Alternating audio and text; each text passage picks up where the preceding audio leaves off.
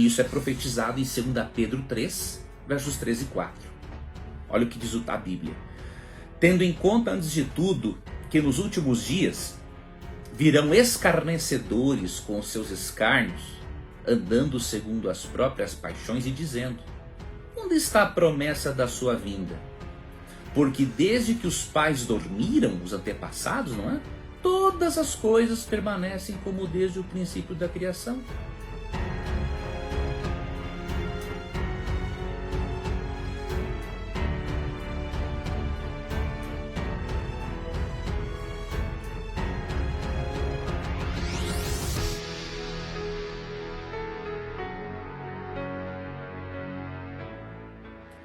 Tais pessoas que acham, né, que o mundo sempre foi o mesmo e sempre o será, e que portanto não haverá uma intervenção divina neste mundo, tais pessoas não terão desculpas.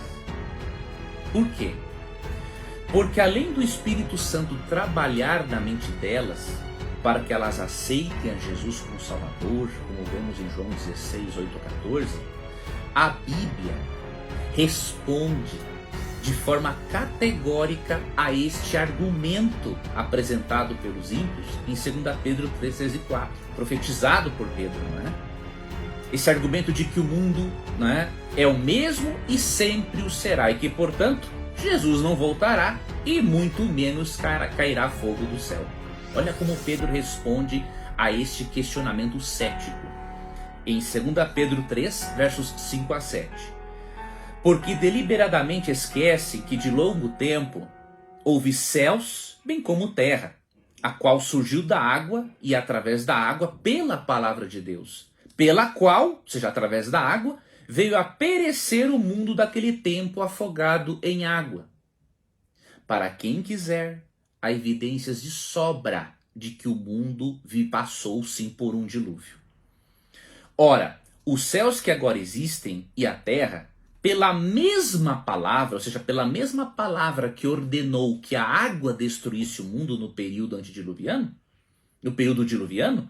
diz assim, a mesma palavra de Deus, não é?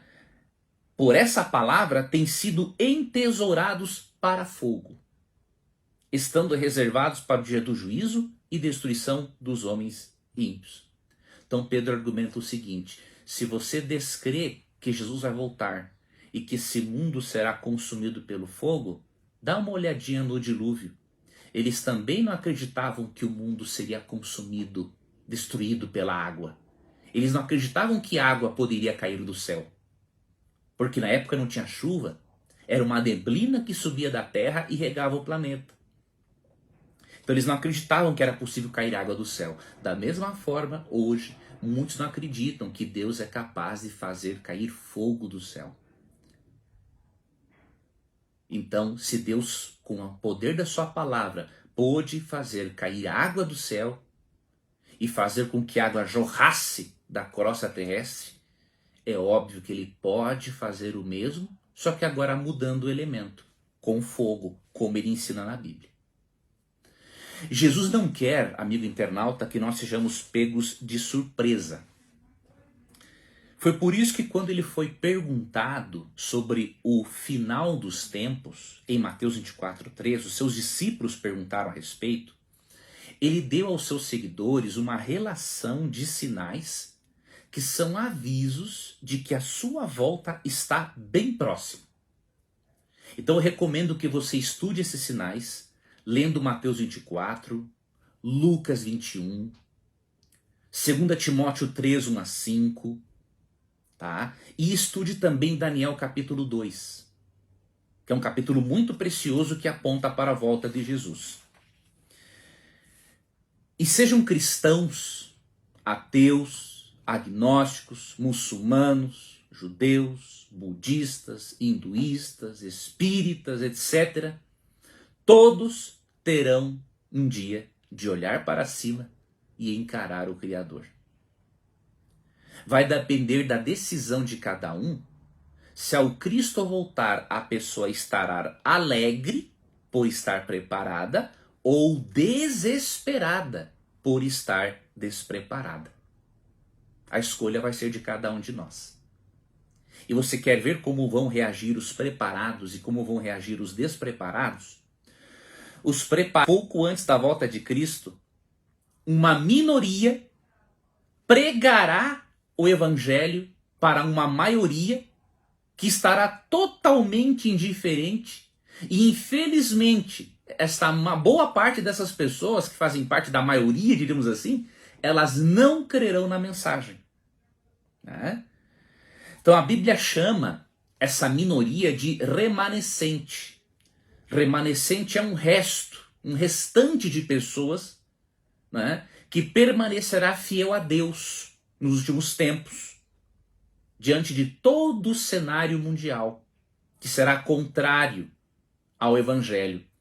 Apocalipse 12, 17 e 14, 12 apresenta esse povo remanescente, esse restante de cristãos, né, que vai pregar o Evangelho eterno, como diz Mateus 24, 14, para que Jesus volte, e esse Evangelho eterno será pregado, será contextualizado nas chamadas 3 mensagens angélicas, que são 3 recados, 3 avisos finais de Deus para a humanidade. E eles se encontram em Apocalipse 14, 6 a 12. Mas, infelizmente, boa parte das pessoas não crerá na mensagem. E sejam cristãos, ateus, agnósticos, muçulmanos, judeus, budistas, hinduístas, espíritas, etc., todos terão um dia de olhar para cima e encarar o Criador. Vai depender da decisão de cada um se ao Cristo voltar a pessoa estará alegre por estar preparada ou desesperada por estar despreparada. A escolha vai ser de cada um de nós. E você quer ver como vão reagir os preparados e como vão reagir os despreparados? Os preparados reagirão da mesma forma que o apóstolo Paulo estava reagindo só com a possibilidade de Cristo voltar nos dias dele. Paulo diz assim, aguardando a bendita esperança e a manifestação da glória do nosso grande Deus e Salvador, Cristo Jesus. Isso está em Tito, capítulo 2, verso 13. Você pode também conferir Isaías 25, 9, que é uma aplicação feita à reação dos justos.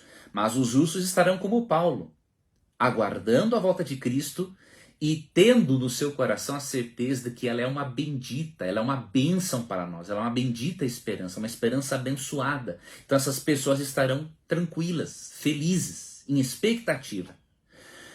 Já os despreparados reagirão dessa maneira. Olha o que diz Apocalipse 6, 15 a 17. Os reis da terra, os grandes, os comandantes, os ricos, os poderosos, e todo escravo e todo livre, se esconderam nas cavernas e nos penhascos dos montes, e disseram aos montes e aos rochedos: caí sobre nós, e escondei-nos da face daquele que se assenta no trono e da ira do Cordeiro, porque chegou o grande dia da ira deles, e quem é que pode suster-se? Você percebe a diferença? Todos terão de olhar para cima e encarar o Criador. A diferença é que alguns estarão preparados e felizes, e outros despreparados e desesperados, ao ponto de se esconderem, não é, nas cavernas e nos penhascos dos montes, para não terem de olhar para cima e encarar o Criador, que rejeitaram por toda a vida. Agora pense por um instante. Você que pode estar duvidando, não é, de que isso possa acontecer. Se Jesus veio pela primeira vez, e isso é um fato histórico, por que ele não viria pela segunda vez? Sendo que ele prometeu que viria, por exemplo, em João 14, 1 a 13, e ele nunca mentiu. Pense nisso. Se ele veio pela primeira vez, e isso é um fato histórico, por que ele não viria pela segunda vez, sendo que ele prometeu e sendo que ele nunca mentiu? Nunca deixou de cumprir suas promessas. Eu vejo lógica no fato de que a primeira vinda de Cristo, que é um evento histórico, ela é a garantia de sua segunda vinda. Desse modo, não há razão para ele não voltar e concluir a sua obra redentora. Então é muito mais lógico crer na segunda volta de Cristo, tendo como base e evidência a primeira vinda de Cristo. Por isso, creia e decida fazer parte do grupo que estará preparado e aguardando com boa expectativa o retorno do Salvador.